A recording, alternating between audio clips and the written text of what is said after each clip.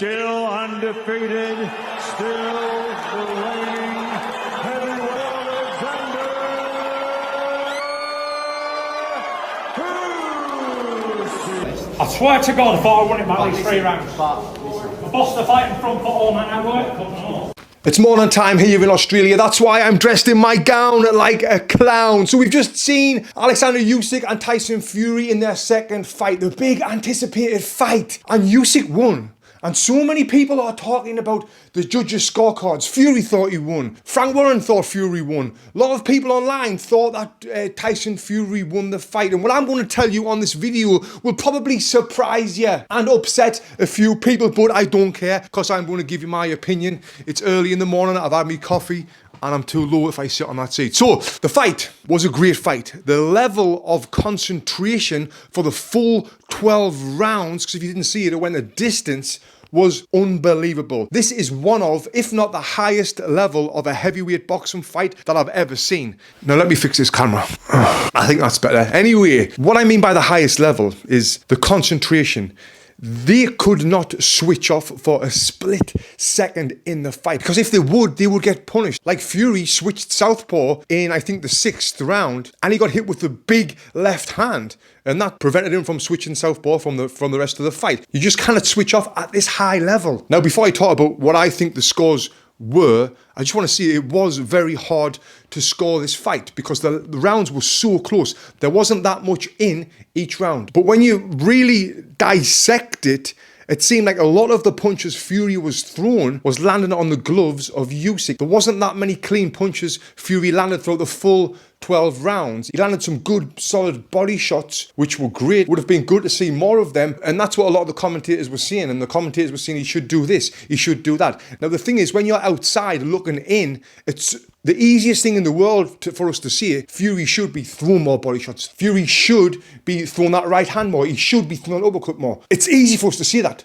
But when you're in the actual ring, do you not think the fighters are thinking that? Of course they are. And when you're a fighter, I was a fighter, I had 106 fights in my career, competed at a high level in the Olympics up to the semi-finals, and I fought as a professional, not at a high level like Fury Usyk, obviously, but I fought as a professional as well. And when you're in there and you hear someone shouting out, throw that right hand, throw that uppercut, and if you try it and it fails, then it's hard to try it again because it's just failed. And then you try it again and it fails again. So yeah, it's easy for us to see it sitting on the outside. Fury should have done this, he should have done that, he should have done that. Fury did try and do everything that he could have done, but it just wasn't enough.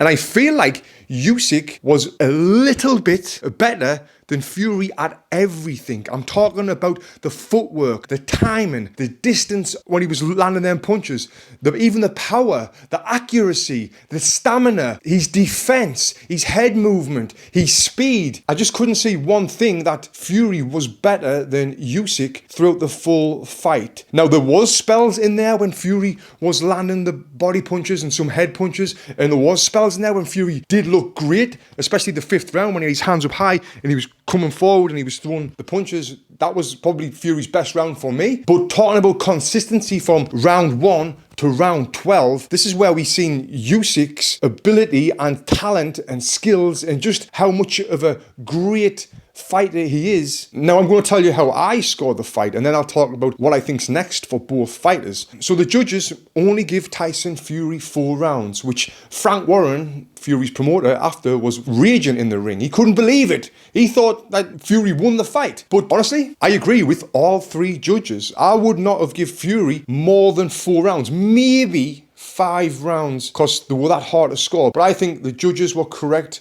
at the scoring that they scored this fight. Now, I did want Fury to win. I did want there to be a 3rd fight. So I had a little feeling that the judges might score this a draw. So what do I think is next for both fighters?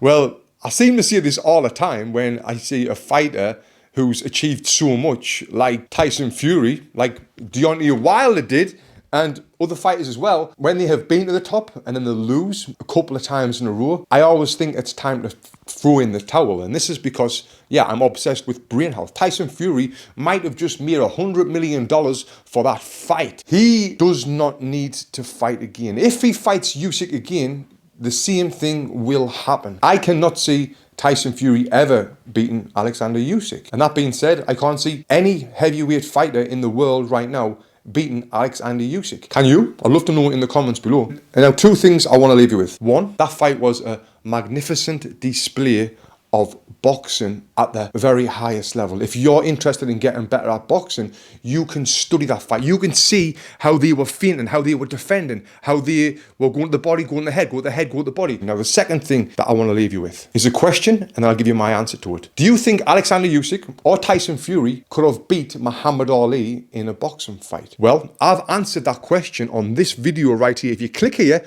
watch this video next, you'll see my prediction, Usyk, Fury versus Muhammad Ali. Click here, watch this video next.